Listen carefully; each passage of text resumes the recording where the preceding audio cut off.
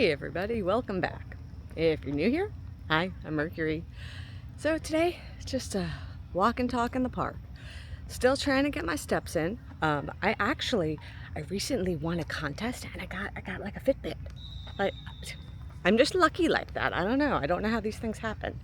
Like work had a raffle for like if you had health insurance and you got your annual physical. I won a Fitbit. Cool, awesome. So yeah, I'm getting my steps in. It's like the world knew. It knew I was trying to get my steps in, and yeah, woo.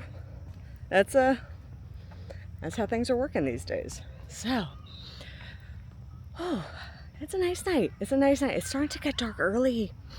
Autumn is upon us. It's not daylight savings yet, but it is starting to get darker earlier and earlier these days. Takes some getting used to. I do like the autumn, I do like the fall, but I also like having periods of sunlight after my work day. So there's a trade-off to be had. But it's cooling down, the weather's nice, clear skies. I'll take it.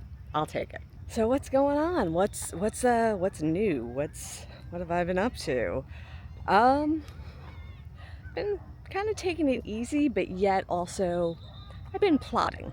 I have been plotting in a very positive way.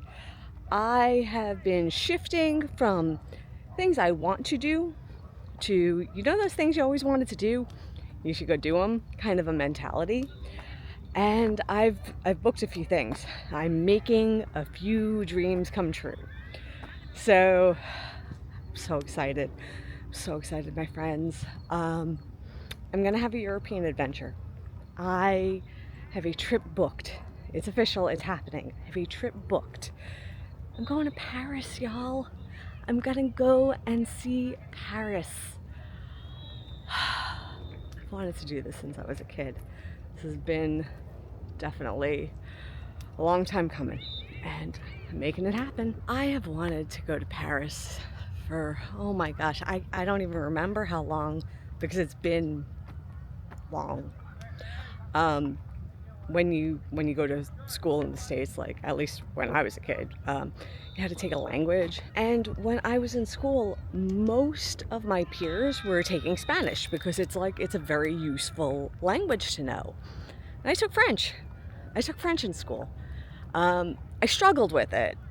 Because I have difficulty spelling and like reading comprehension, which is why it's such a big deal that I read so much now. But I was at that point in time in a place where it was like, if I was struggling to read, and not make spelling and grammatical mistakes in English, I really struggled in a foreign language. And my teachers were not supportive in helping me learn. It was a different time. It was different style, and the teaching style of that time period did not function with the way my brain is wired.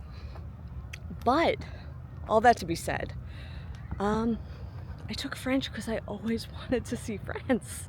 I always wanted to go to Paris. I've always wanted to do this, and it's pretty incredible to like take life by the horns and say, this is something I always wanted to do. I'm gonna do it. I'm gonna make it happen. I'm gonna see Paris. Like, oh my gosh. So I decided to pause taking my steps so we could sit and talk about this for a minute, because I'm excited. I'm so excited. So this is not imminent. Like, there's still a little bit of time before this trip, but everything's booked. Hotels are booked, flights are booked. I'm doing it. So I still have to sort of like, I have a rough itinerary, but I have to sort of like check what needs to be booked in advance versus like what I can get, like, while I'm there. Like, I want to go to see the Louvre, and I want to go to the Eiffel Tower. I want to go to the Moulin Rouge. So like, there are certain things I need to find out, like, because like in New York, things sell out in advance for these type of things. So I have to check to see if it's similar type of parallel. I'm also trying to like investigate how public transit works and like what their metro system is like and things along those lines. I'm also working on learning French, more than my high school remedial education of French and how many years later.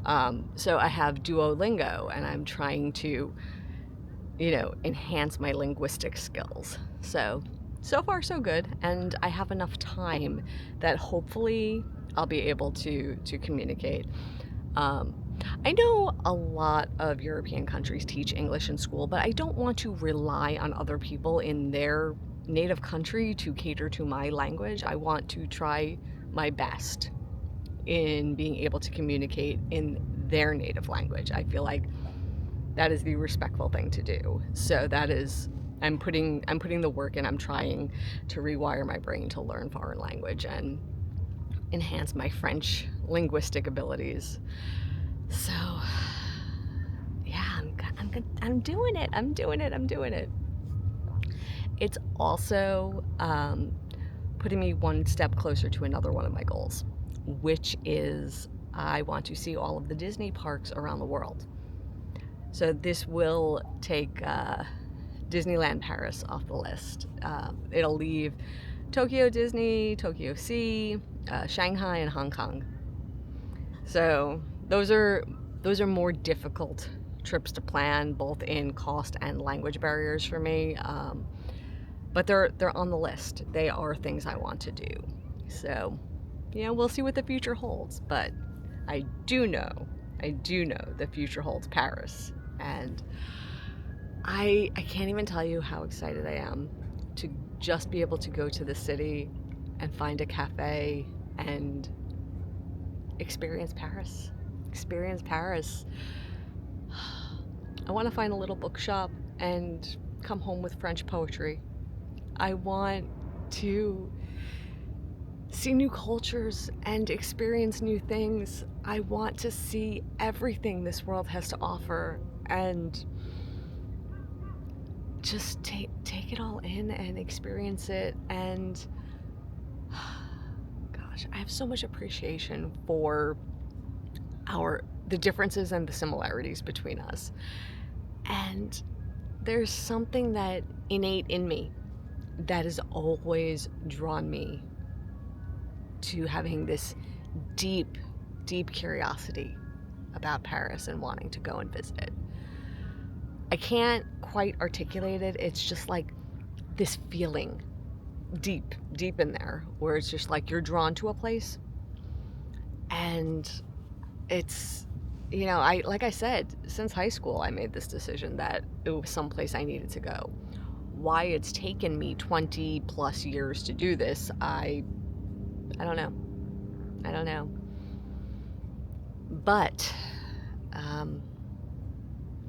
I'm really at a point where stuff doesn't hold as much value as experience, and I want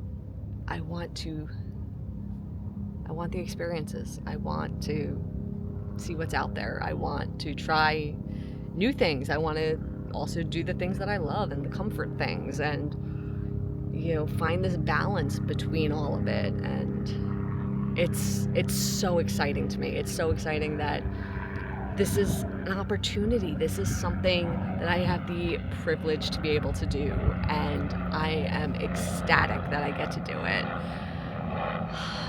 A lot of work, a lot of patience, but making my dreams come true.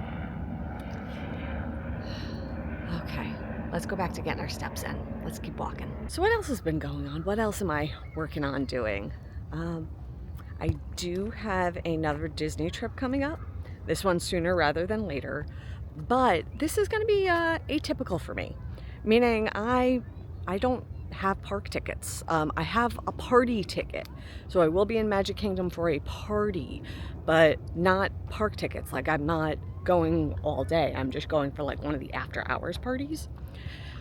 But I'm going to be going down there and doing another thing I said I've always wanted to do and never actually done. So I'm doing it. This is a running theme, right? I've always wanted to go down and like experience the hotels that I don't get to stay at, like the more grand or deluxe kind of resorts, because like The way that I usually manage my Disney trips is I don't spend much time in my room. I'm in the parks all day. Like I will open to close a park. So because of that, I'll stay at like Pop Century. I'll stay at like a moderate, not even a moderate, they call them the value resorts, right? So I don't get to experience things like the Grand Floridian or the Polynesian and the Boardwalk Hotel and the theming that goes on there. And because I'm in the parks all day, I don't venture away from that to try to go and see them. This time I am. No park tickets aside from the party. So what does that mean? I'm gonna be checking out the hotels. I'm not staying at one of the fancy hotels. Like that is still beyond budget. But I can still stay at a value resort and then visit. Like you can't use the pools, but I could visit and experience like the lobbies and the decoration and the theming and see what it's like. I can go to the restaurants, I could check out the lounges, like all of that stuff I can still do. So I'm super excited for that. So planning on doing that, also checking out Disney Springs and actually being able to like spend time there, because again, it's one of those things that I always kind of like put on the back burner. I didn't give it priority. And this trip I can give these things some priority, which is like, again, trying new things, stepping outside the typical for me, right? And it's like, even though Disney is my comfort zone, it's a step in a different direction. It's a different way of navigating that. That's super cool to me. So I know before I went on vacation, like on the cruise, I know I had mentioned a while ago, like that I was kind of emotionally struggling. And I think part of the vacation planning is definitely a reaction to that. It's part of me having to reframe some things for myself and part of me processing and dealing with grief. And it sucks, but lemons and lemonade, right? So if anything, I'm trying to take the large amount of tragedy that I've had this year and trying to make some good changes come from having those experiences. Because they sucked. They continue to suck. It continues to hurt. And I don't feel like my travel planning is masking or preventing healing. I feel like it's helping. It's part of that journey for me. And it's really something I need to do, something I need in my life. So I keep just moving along, trying to learn from the experiences of, not just this year, but like periods of time in my life of loss, and trying to be like, making the most of it, a little bit of carpe diem.